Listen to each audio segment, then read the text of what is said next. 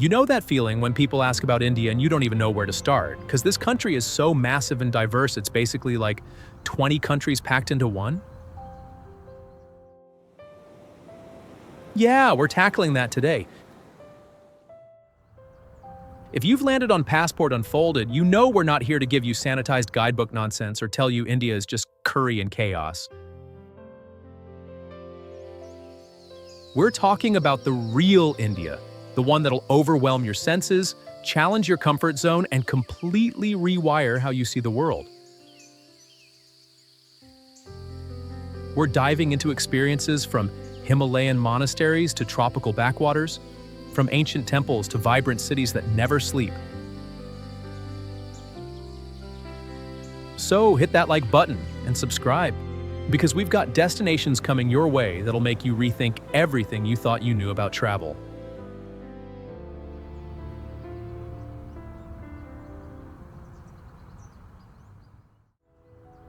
Before we dive in, let's talk about what makes India genuinely mind-blowing beyond the stereotypes.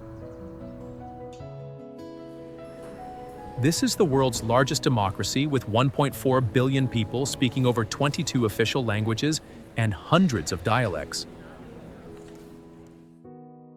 India invented zero, chess, and yoga, pretty significant contributions to humanity. The country has more mobile phones than toilets, which sounds like a punchline, but shows the complexity of rapid development. Varanasi is one of the world's oldest continuously inhabited cities at over 3,000 years. India has the world's largest film industry, producing over 2,000 films yearly. Bollywood is just Hindi cinema. There are thriving film industries in Tamil, Telugu, Bengali, and other languages. The country spans from sea-level beaches to the Himalayas, from deserts to rainforests, creating every climate imaginable. India has more vegetarians than the rest of the world combined. Ready to explore? Let's go!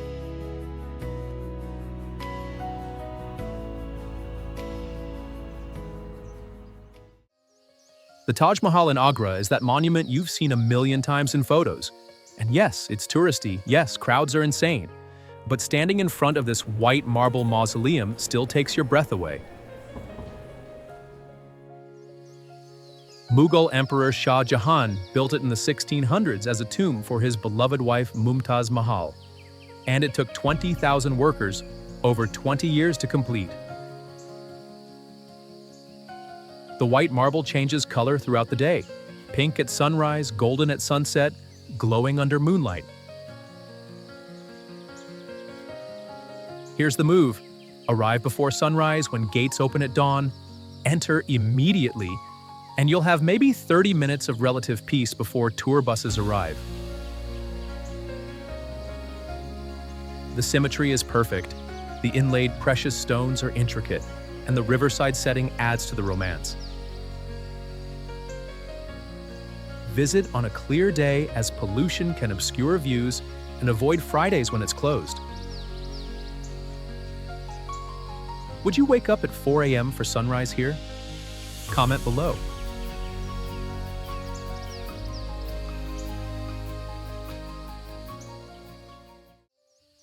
Agra Fort sits 2 kilometers from the Taj Mahal, and most tourists skip it, rushing back to Delhi, which is a mistake, because this massive red sandstone fortress is stunning and historically significant.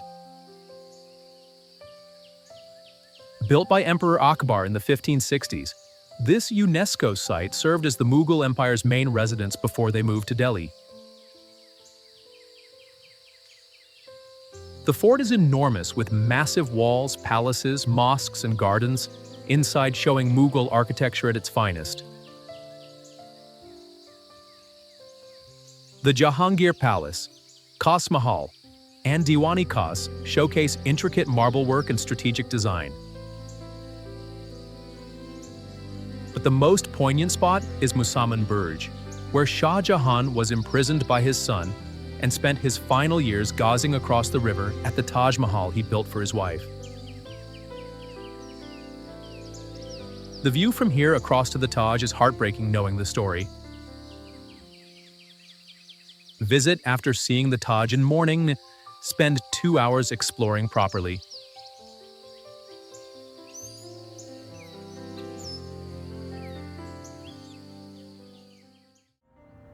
Jaipur's Amber Fort sits on a hilltop overlooking Myota Lake, and this massive palace fortress built from yellow and pink sandstone is one of Rajasthan's most impressive sights.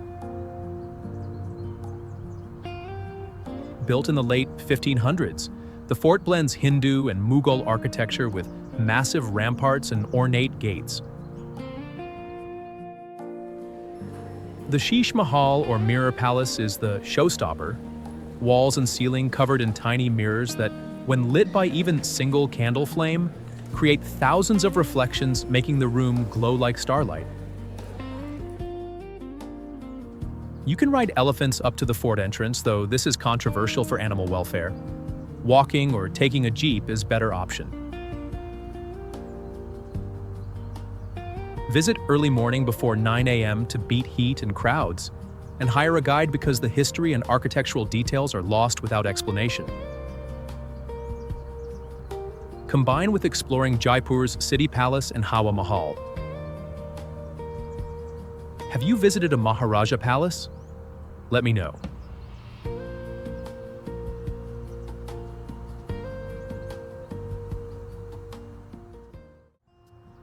Delhi's contradictions define it. Ancient monuments sit beside modern metros. Street food vendors operate next to luxury malls, and the chaos somehow functions.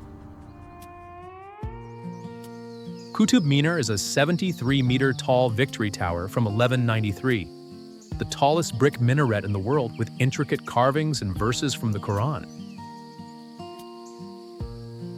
Red Fort was the Mughal emperor's main residence from 1648, with massive red sandstone walls and opulent interior palaces. The fort's Lahori Gate is where India's Prime Minister gives the Independence Day speech annually. But real Delhi is in neighborhoods like Chandni Chowks, chaotic markets, Hauz Khas villages cafes, and Lodi gardens where Delhiites jog among 15th century tombs. Eat at Karim's near Jama Masjid for Mughlai food that's been legendary since 1913. Delhi's metro makes navigating easier. Visit October to March, avoiding brutal summer heat.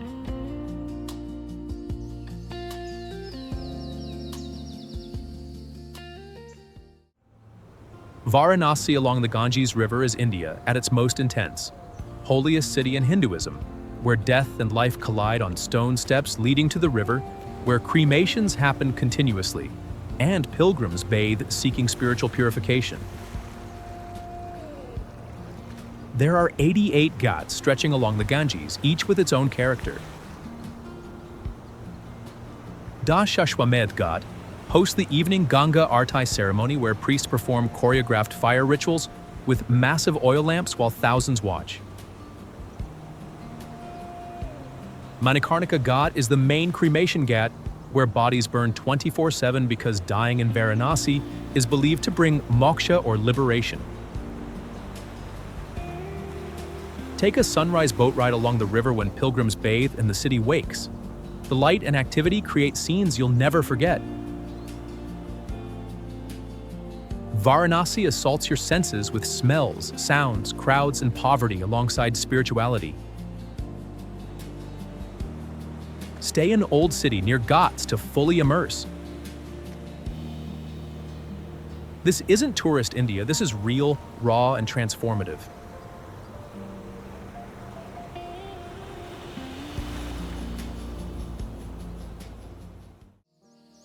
KHAJURAHO temples in Madhya Pradesh are famous for their erotic sculptures covering the exterior walls, and yes, they're explicit. Detailed depictions of sexual acts alongside gods, warriors, musicians, and daily life scenes from the 10th to 11th centuries. But reducing KHAJURAHO to just sex temples misses the point. These are masterpieces of medieval Hindu and Jain architecture. Only 25 temples remain of the original 85 built by Chandela dynasty. The Western group has the largest and most ornate temples, including Kandarya Mahadeva, with over 900 sculptures. The erotic carvings represent only about 10% of the sculptures. The rest depict gods, battles, hunting, and daily activities, showing that sexuality was viewed as a natural part of life. Visit with a guide who can explain the symbolism, making the experience more meaningful. Visit October to February for pleasant weather. Would you explore ancient temple art?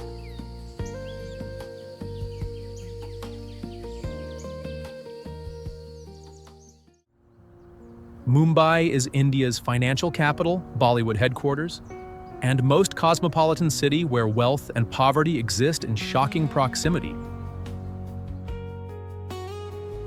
The Gateway of India on the waterfront is the city's most iconic monument, built in 1924, and it's where you catch ferries to Elephanta Island with ancient cave temples. Marine Drive curves along the Arabian Sea, and locals call it the Queen's Necklace because at night the streetlights create a glowing arc. Walking Marine Drive at sunset with the sea breeze and families strolling shows Mumbai at its most relaxed. But real Mumbai is in neighborhoods, Colaba for colonial architecture, Bandra for hip restaurants and nightlife. Eat at Britannia and Company for Parsi Berry Pulao, Leopold Cafe for the history, and any Irani cafe for chai and bun maska.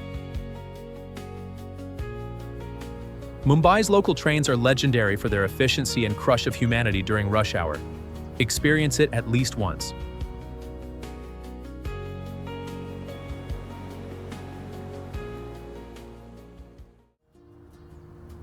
Goa is India's smallest state, but probably most famous internationally for beaches, parties, and Portuguese colonial legacy.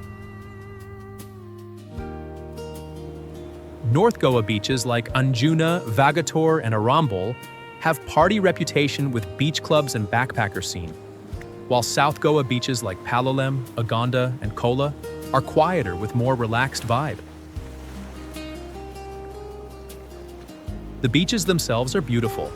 Golden sand, warm Arabian Sea, palm trees and beach shacks serving fresh seafood, making Goa feel almost un-Indian in its laid-back atmosphere. Old Goa has Baroque churches from Portuguese colonial era, including Basilica of Bom Jesus, holding St. Francis Xavier's relics. Eat vindaloo, zakuti, and babinka. Goan cuisine blends Portuguese and Indian flavors unlike anywhere else. Rent a scooter and explore inland areas with spice plantations and waterfalls. Visit November to February for best weather.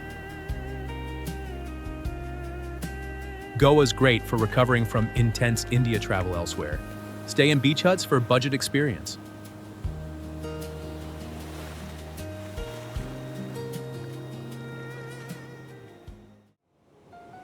Kerala's backwaters are this network of lagoons, canals, and lakes running parallel to the Arabian Sea coast, creating unique ecosystem and way of life.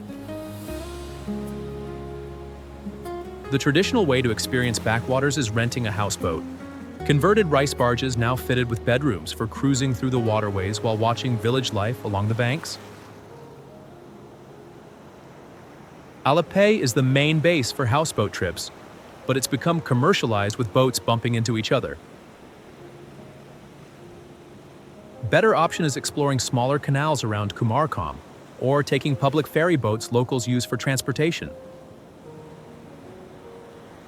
You'll see villagers washing clothes, fishing with Chinese nets, kids paddling to school, and rice paddies stretching inland. The pace is slow, the scenery is tropical and green, and the whole experience feels removed from the chaos of mainland India. Houseboats range from basic to luxury with private chef cooking Kerala meals. Visit November to March for best weather and calmer waters.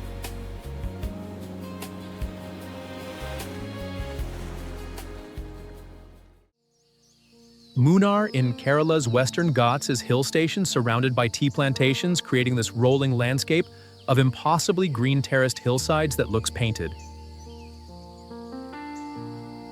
British established MUNNAR as summer retreat in 1800s, and the colonial influence remains. Tea estates like Kulukumalai and Tata Tea Museum offer tours showing the tea production process from picking to processing. The climate is cool, a relief from India's heat, and mornings often bring mist rolling through valleys, creating atmospheric scenes. Eravikulam National Park protects endangered Nilgiri tar mountain goats and offers trekking through grasslands with mountain views.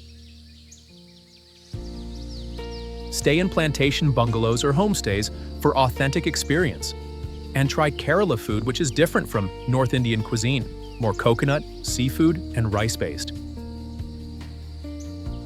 MUNNAR gets crowded during Indian holiday periods, so visit October to November or February to March for pleasant weather and fewer crowds. The drive up from plains through hairpin curves is scenic adventure itself.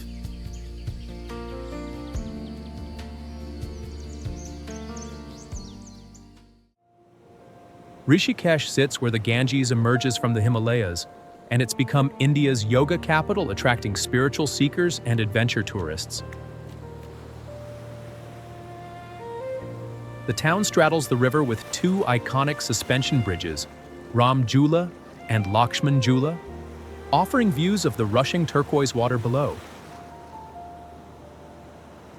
Ashrams line the riverbanks, offering yoga courses, meditation retreats, and accommodation. Parmarth Niketan is the largest, and the evening Ganga Aarti ceremony on their ghat is beautiful and less chaotic than Varanasi. But Rishikesh isn't just spiritual tourism. Whitewater rafting on the Ganges ranges from beginner-friendly sections to serious Grade 4 rapids. Bungee jumping, giant swing, and flying fox operated by Jumpin' Heights are India's highest and attract adrenaline junkies. The Beatles stayed at Maharishi Mahesh Yogi's ashram in 1968, and the abandoned site, now covered in graffiti, is interesting to explore.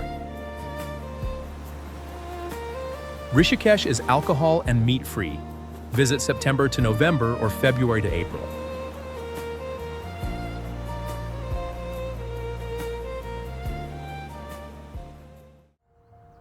The Golden Temple in Amritsar is Sikhism's holiest site, and even if you're not religious, the beauty and community spirit make this essential.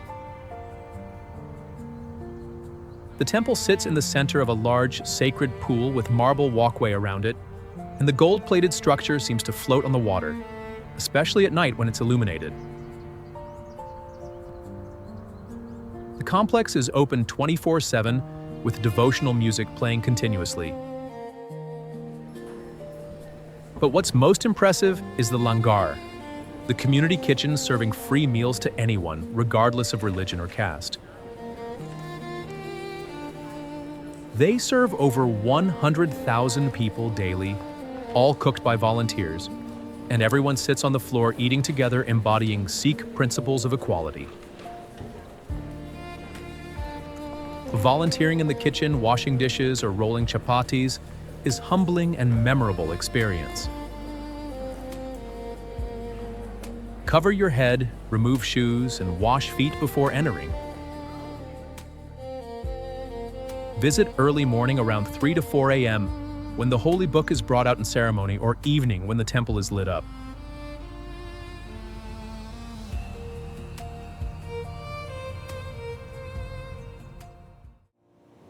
Udaipur is Rajasthan's most romantic city, with lakes, white marble palaces, and hills, creating this fairy tale setting that's been backdrop for James Bond films.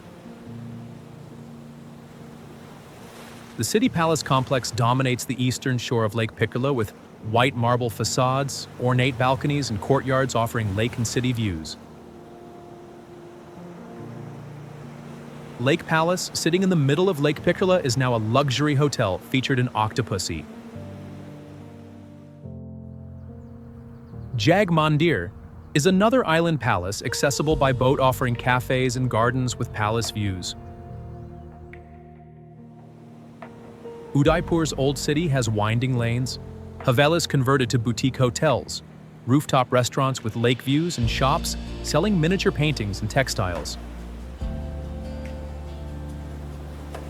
The city is more relaxed than Delhi or Jaipur, with cleaner streets and less aggressive touts. Visit the Bagore Ki Haveli for evening cultural show with traditional Rajasthani dance and music. Stay in heritage hotels for atmosphere. Many old Havelis are now guest houses. Visit October to March for the pleasant weather. Udaipur rewards slow exploration.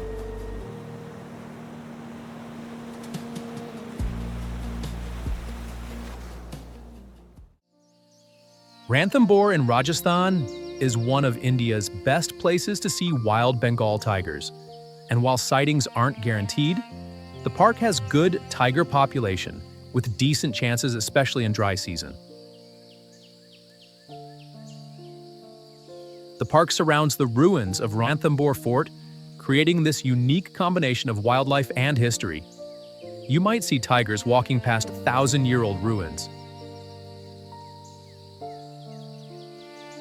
Safari vehicles are canters, open trucks holding 20 people, or smaller gypsy jeeps holding 6.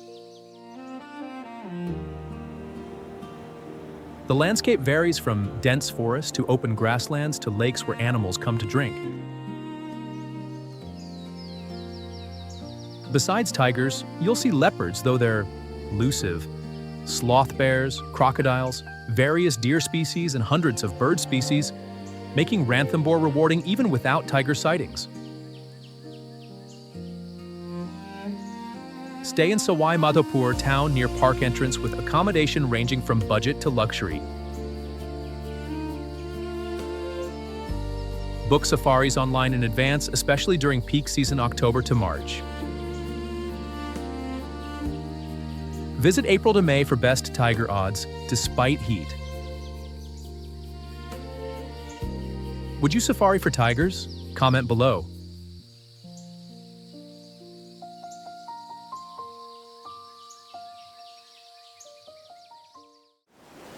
Ladakh is high-altitude desert in far northern India, wedged between Karakoram and Himalayan ranges. And at 3,000 to 7,000 meters elevation, the landscape is stark and stunning. The region is culturally Tibetan Buddhist, with monasteries perched on impossible cliffs, prayer flags fluttering in mountain winds, and monks maintaining traditions.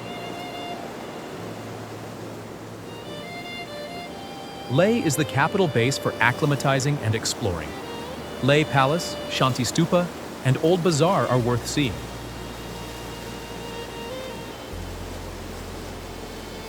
Nubra Valley, reached by Kardung La Pass, one of world's highest motorable roads at 5,359 meters, has sand dunes, Bactrian camels, and spectacular monasteries like Diskit. Pangong Lake, with its blue waters and barren mountains, became famous from Three Idiots film and is stunning, though now overcrowded. Visit June to September when roads are open and weather manageable. Serious altitude sickness risk requires proper acclimatization. Stay in homestays for authentic cultural experience. Ladakh is transformative if you embrace the challenges.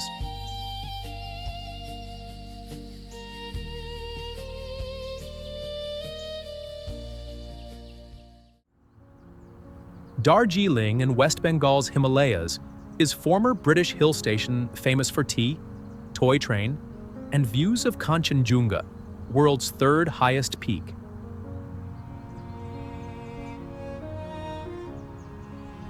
The town climbs steep hillsides with colonial-era buildings, steep lanes, and that mountain air crisp with pine. Tiger Hill's sunrise viewing of Kanchenjunga turning golden is iconic experience. You wake at 4 a.m., drive up in the cold. And if weather cooperates, the sunrise on snow peaks is magical.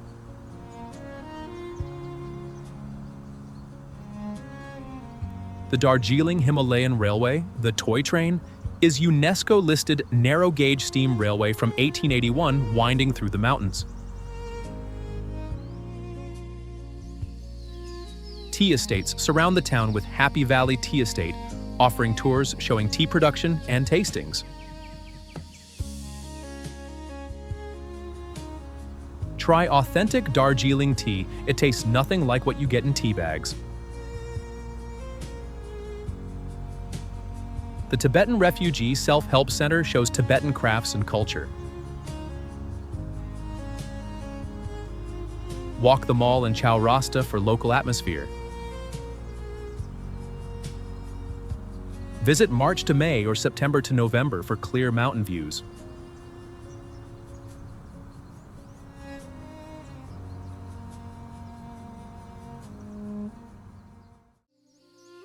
Sikkim is small state in northeast India, wedged between Nepal, Bhutan, and Tibet, with landscapes ranging from tropical valleys to Kanchenjunga, India's highest peak at 8,586 meters. Gangtok is the capital with monasteries, markets, and views of snow peaks on clear days. Rumtek Monastery is one of Tibetan Buddhism's most important outside Tibet, with elaborate architecture and resident monks. Somgo Lake at 3,780 meters is glacial lake sacred to locals and stunning with prayer flags and snow peaks surrounding it. North Sikkim around Lachung and Lashin offers dramatic mountain scenery, Yumthang Valley with alpine meadows and hot springs, and high-altitude lakes like Gurudongmar. The roads to North Sikkim are challenging with permits required, but the landscapes are worth it. Pelling in West Sikkim offers views of Kanchenjunga and access to ancient Pema Yangtze Monastery. Sikkim is peaceful, clean, and less chaotic than most India, with strong Buddhist influence creating calmer atmosphere. Visit March to May or October to December for best weather.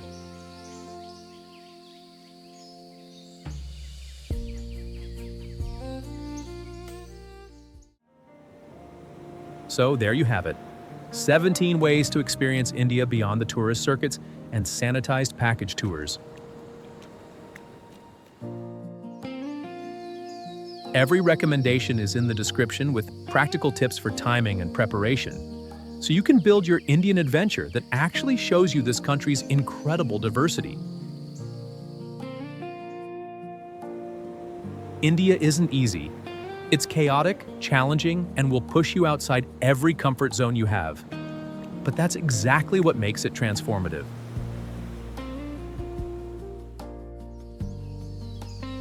If this gave you ideas for India, smash that subscribe on Passport Unfolded, because we're exploring destinations that require courage and curiosity.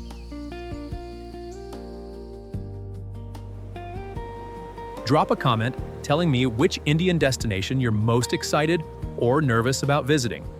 Are you team mountains or team beaches? Until next time, keep exploring places that challenge you, and remember, the best travel stories happen when you're willing to embrace the chaos and find the beauty within it. Now get out there and see the real India.